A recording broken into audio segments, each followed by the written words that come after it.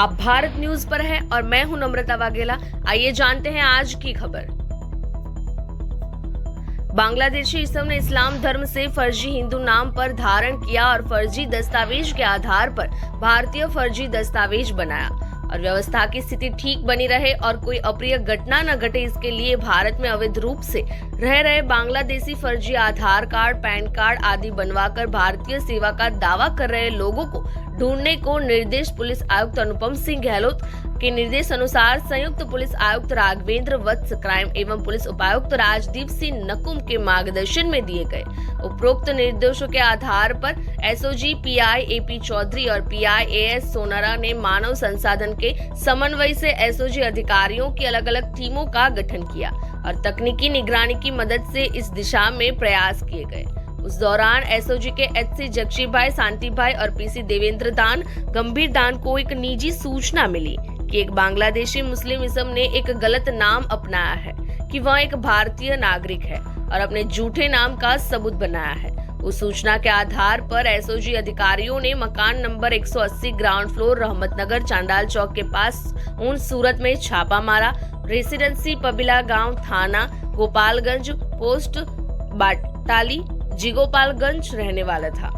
उसके पास से जब्त किया गया प्रमाण पत्र, प्राथमिक बांग्लादेश का शिक्षा प्रवेश पत्र, बांग्लादेश का स्कूल एलसी, बांग्लादेश का राष्ट्रीय आईडी कार्ड और मजकूर इसाम का गलत नाम, भारतीय दस्तावेज का विवरण Sunil Das school of west Bengal LC के नाम से मिला, Aadhaar card, PAN card, Qatar राज्य निवास परमिट, मूल कार्ड, मूल भारतीय पासपोर्ट आदि को जांच के उद्देश्य से जब्त कर लिया गया है। उक्त आरोपी से पूछताछ के दौरान यह तथ्य सामने आया कि वह बांग्लादेश का मूल निवासी है और 2020 में वह दलाल के जरिए बांग्लादेश की सतखीरा सीमा पार कर भारत में दाखिल हुआ।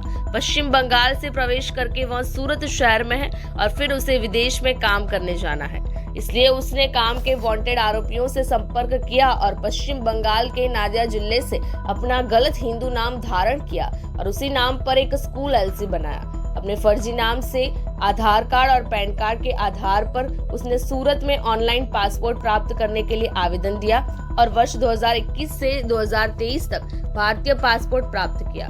वह कतर के दोहा में एक निर्माण श्रमिक के रूप में काम करने के बाद सूरत वापस आया और भारतीय पहचान प्रमाण पत्र किसकी मदद से बनाया गया है।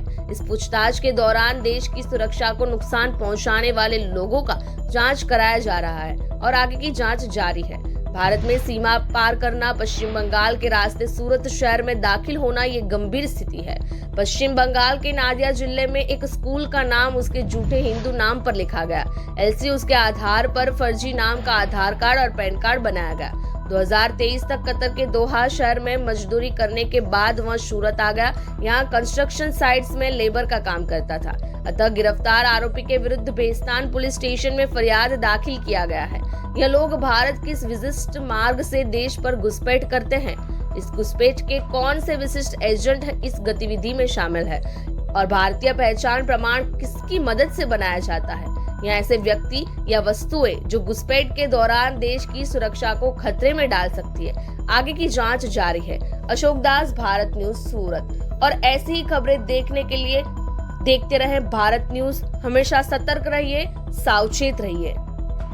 एसओजी ने हमारा जो एटीएस का चार्टर हो उसमें जो बांग्लादेशी या फॉरेनर्स है उनको हम चेक करते हैं। तो इसमें हमको एक इन्फॉर्मेशन थी कि यहाँ सुबह सुनील करके एक नाम धारण करके एक बांग्लादेशी रहता है जिसका ओरिजिनल नाम है मीनार हिमायत सरदार। तो हमने उसको चेक किया तो उसके पास से बांग्लादेश का जन्म प्रमाण पत्र, स्कूल एलसी और नेशनल आईडी मिला।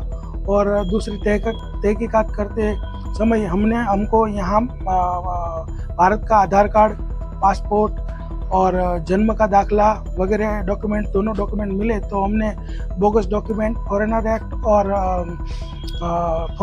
एक्ट और पासपोर्ट एक्ट के तहत उन बेस्तान पुलिस स्टेशन में गुनाह रजिस्टर किया है।